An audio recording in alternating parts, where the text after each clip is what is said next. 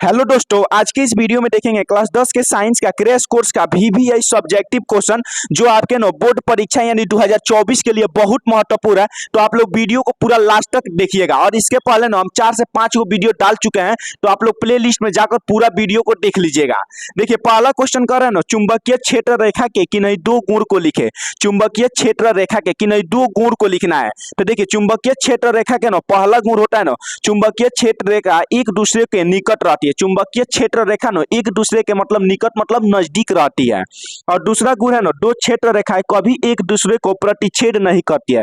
दो चुंबकीय क्षेत्र रेखा कभी भी एक दूसरे को प्रतिच्छेद नहीं करती है। अगला क्वेश्चन कर रहे हैं लघु पठन क्या है। लघु पठन क्या है, यह VVI क्वेश्चन है, इसको आप लोग याद कर लीजिएगा। लघु पठन कर रहे हैं कभी कभी खराब तथा क्षतिग्रस्त होने पर विद्युतमय और उदासीन तार आपस में बिना किसी प्रतिरोध के संपर्क में आ जाते हैं और परिपथ का प्रतिरोध शून्य हो जाता है। और परिपथ का प्रतिरोध शून्य हो जाता है और धारा अधिक प्रवाहित होने लगता है। इसी को हम लोग लघु पठन बोलते हैं। जैसे कभी कभी खराब या क्षतिग्रस्त तार होता है, जब वो दोनों आपस में संपर्क करता है तो वोल्टेज क्या होता है, बहुत अधिक बढ़ जाता है। तो उसी को हम लोग लघु पठन बोलते हैं, यानी शॉर्ट सर्किट बोला जाता है। अगला क्वेश्चन कर रहे हैं अगला क्वेश्चन कर रहा है एम्पियर की परिभाषित करें। एम्पियर को परिभाषा करना है। तो देखिए एम्पियर किसको कहा जाता है, किसी चालक के अनुप्रस्थ काट से 1 सेकंड में 1 कूलम्ब आवेश प्रवाहित किया जाता है तो उसे 1 एम्पियर कहा जाता है। किसी चालक के अनुप्रस्थ काट से 1 सेकंड में 1 कूलम्ब आवेश प्रवाहित किया जाता है, उसी को हम लोग 1 एम्पियर कहते हैं। किसी भी चालक अनुप्रस्थ काट से 1 सेकंड में कितना 1 कूलम्ब अगर आवेश प्रवाहित हो तो उसको 1 एम्पियर का परिभाषा कहा जाता है। अगला क्वेश्चन देखिएगा अगला क्वेश्चन एकदम VVI क्वेश्चन है। दो चुंबकीय रेखा एक दूसरे को प्रतिच्छेद नहीं करती है, क्यों। दो चुंबकीय रेखा एक दूसरे को मतलब काटती नहीं है, क्यों। प्रतिच्छेद मतलब होता है काटना, मतलब एक दूसरे को ऐसे काटती नहीं है, क्यों। तो देखिएगा कह रहा है चुंबकीय क्षेत्र रेखा एक दूसरे को प्रतिच्छेद करेगी तो दो अलग अलग दिशा प्राप्त होगा, जो कि संभव नहीं है। चुंबकीय क्षेत्र रेखा एक दूसरे को प्रतिच्छेद करेगी तो दो अलग अलग दिशा प्राप्त होगा, जो कि संभव नहीं है, इसीलिए एक दूसरे को प्रतिच्छेद नहीं करती है। देखिए चुंबकीय क्षेत्र रेखा होता है अगर एक दूसरे को प्रतिच्छेद करेगा यानी काटेगा तो दो दिशा प्राप्त होगा, जो कि मतलब चुंबकीय क्षेत्र में यह संभव नहीं होता है, इसीलिए यह एक दूसरे को प्रतिच्छेद नहीं करती है।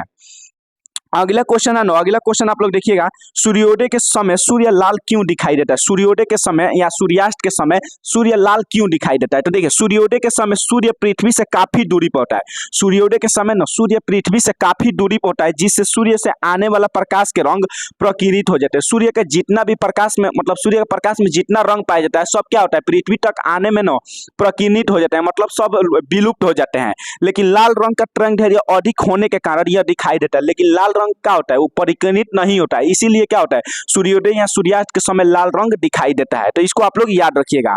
अगला क्वेश्चन कर रहे हैं अगला क्वेश्चन देखिए, विद्युत आवेश क्या है, कितने प्रकार के होते हैं। विद्युत आवेश क्या है या कितने प्रकार के होते हैं। तो देखिए विद्युत आवेश प्रत्येक वस्तु का आंतरिक गुण होता है जो विद्युत बल आरोपित करता है या आरोपित करने की प्रवृत्ति रखता है।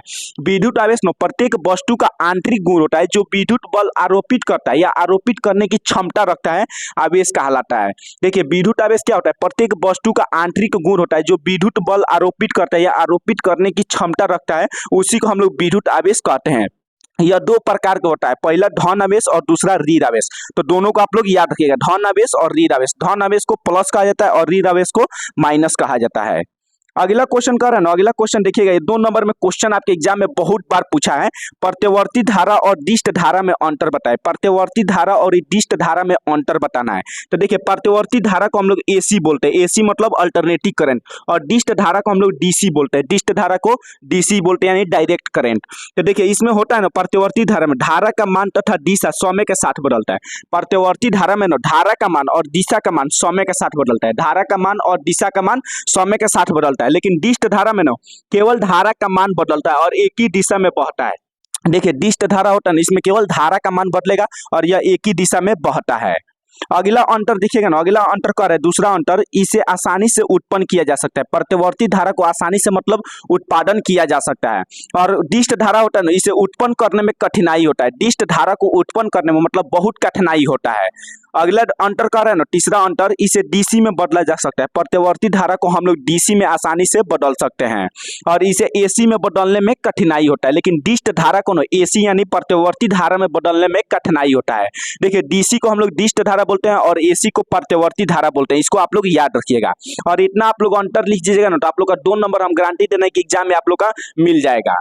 अगला क्वेश्चन देखिएगा ना, अगला क्वेश्चन कह रहा है ना प्रकाश का अपवर्तन क्या है। प्रकाश का अपवर्तन क्या है? तो प्रकाश को एक माध्यम से दूसरे माध्यम में प्रवेश करने पर उसके दिशा में होने वाले परिवर्तन को प्रकाश का अपवर्तन कहते हैं। प्रकाश को एक माध्यम से दूसरे माध्यम में प्रवेश करने पर उसके दिशा में होने वाले परिवर्तन को प्रकाश का अपवर्तन कहा जाता है। जब प्रकाश एक माध्यम से दूसरे माध्यम में जाता है तो उसके दिशा में परिवर्तन होता है, उसी को हम लोग प्रकाश का अपवर्तन बोलते हैं। तो देखिए ये भी क्वेश्चन आपके 2 नंबरिया के लिए एकदम महत्वपूर्ण क्वेश्चन है। मतलब ना जितना हम क्रैश कोर्स में क्वेश्चन कराए हैं अभी तक सब आपके एग्जाम के लिए VVI क्वेश्चन है। तो आप लोग जाकर अभी प्ले लिस्ट में जाइएगा तो लिखेगा क्लास 10 क्रैश कोर्स, मतलब पूरा वीडियो का आप लोग देख लीजिएगा। सभी सब्जेक्ट के उसमें वीडियो है, तो आप लोग पूरा वीडियो को देखिएगा और अपने दोस्तों के पास ज्यादा से ज्यादा शेयर कीजिएगा। अगला क्वेश्चन कर रहे हैं ना प्रतिरोध का SI मात्रक है। प्रतिरोध का SI मात्रक क्या है? तो प्रतिरोध का SI मात्रक होता है ना ओम। प्रतिरोध का SI मात्रक होता है ओम। अगला क्वेश्चन कर रहे हैं ना विद्युत फ्यूज क्या है? विद्युत फ्यूज क्या है? देखिए विद्युत फ्यूज एक सुरक्षा युक्ति है जो अति भारण एवं लघु पठन के समय सुरक्षा के लिए इसका उपयोग किया जाता है। विद्युत फ्यूज का ना एक सुरक्षा की युक्ति है जो अति भारण या लघु पठन के समय ना सुरक्षा के लिए इसका उपयोग किया जाता है। कभी कभी हम लोग देखते हैं ना कि वोल्टेज बहुत ज्यादा बढ़ जाता है तो उस समय ना फ्यूज क्या करता है उसको कम या बेस करता है। तो ये आपके लिए ना बोर्ड परीक्षा के लिए बहुत महत्वपूर्ण है। तो आप लोग का जितना क्वेश्चन कराए ना सब बोर्ड परीक्षा के लिए बहुत महत्वपूर्ण है। तो आप लोग चैनल को सब्सक्राइब कर लीजिएगा और वीडियो को ज्यादा से ज्यादा शेयर कीजिएगा।